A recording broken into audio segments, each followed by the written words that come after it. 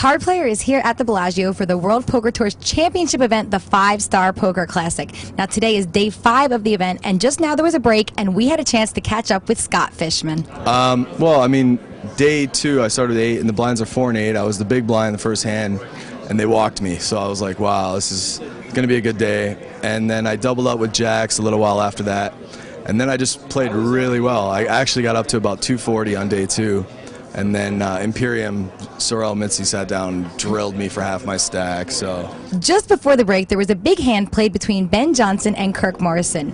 Ben Johnson moved all in for just over $600,000, and Kirk Morrison thought about it for a very long time before making the call with Ace-King. Johnson showed pocket kings, and Morrison wasn't too happy with it. The flop came with a queen and a jack, giving Kirk Morrison more outs, and he got his ace on the river and eliminated Ben Johnson from the tournament. Kirk Morrison wins a pile of aces. Ben Johnson is our 20th place finisher.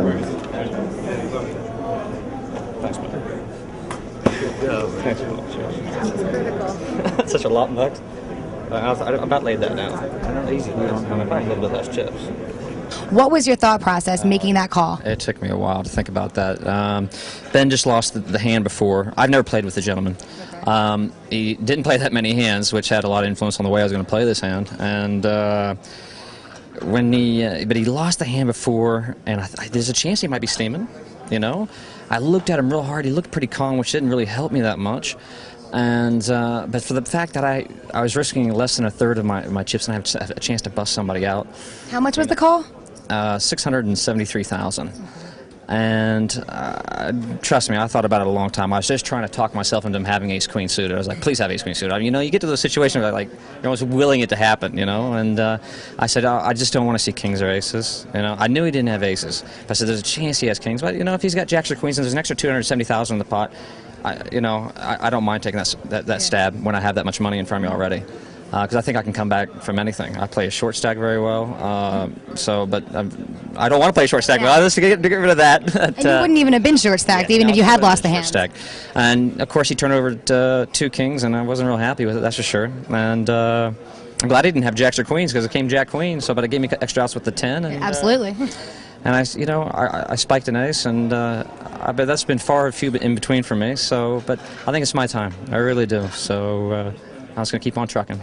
Ben, tell me about that last hand. What was going through your mind when you were waiting for Kirk Morrison to either call or fold? Basically, I was hoping for a call, because when he thought that long, I thought that his most likely hand was like pocket nines, some sort of underpair, and I needed to double up. So it looked pretty promising when he was thinking that long. I was actually shocked when he turned over ace-king, but I'll still take a call. Yeah, and then it was a nice flop. Well, decent. He flopped a gut shot. More outs, yeah, flop is queen jack brag, so it's not, you can't relax, but you know, you'll take it. And then that ace came on the river. Yes, the ace on the river. I've seen cards like that. I've received them, so what are you going to do? Rich Belsky had the chance to speak with Guy Laliberté.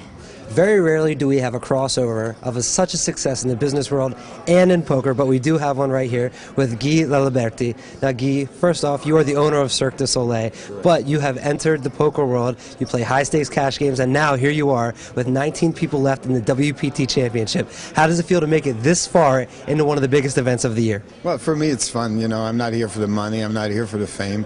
It's only my 3rd tournament ever. So it's kind of brings some good emotion. I'm trying to stay calm, you know, stay focused. I didn't have a lot of big hand through the tournament, so I really built up my stacks small bet by small bet. I didn't have to face too many collision, and hopefully I'll start to have some good cards and good timing about my play. But for me, it's a great experience. It's, you know, it's probably one of the top tournaments in the world. All the big players are here, so it's kind of an interesting adventure. How did you get into poker? Did you have anybody that helped you learn how to play, or is it something you just learned on your own? No, I learned on my own. It was a good mental challenge for me. I always liked gambling, so I got into poker about 1.5 years ago, and play a lot of game. I read some book, and there's a lot of analogy from my background. I come from the street. I lived 10 years in the street. In the street, you develop that sense of intuition, and you have to read people. Your life depends on it. So it's a little bit useful. You know, I could use that here in the poker world. We also spoke to Sorel Mitzi about Card Player's Online Player of the Year. They changed the rating systems a little bit. Now you can only play with one screen name. I know you were the leader when you had multiple screen names. How do you feel about that happening?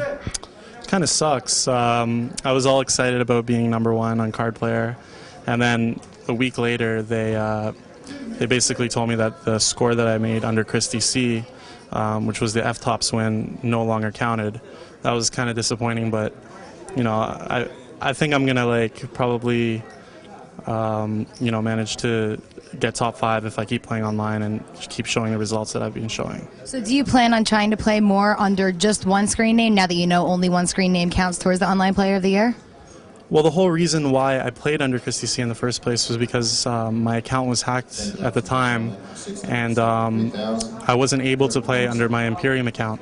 So that's the reason why I played under Christy C for that particular tournament. So, I don't play under multiple screen names normally. It's just because of that one instance. That's why I did it. They'll be playing down to 6 today, so be sure to stay tuned to cardplayer.com for live updates, chip counts, photos, and videos. I'm Lizzie Harrison for Card Player TV.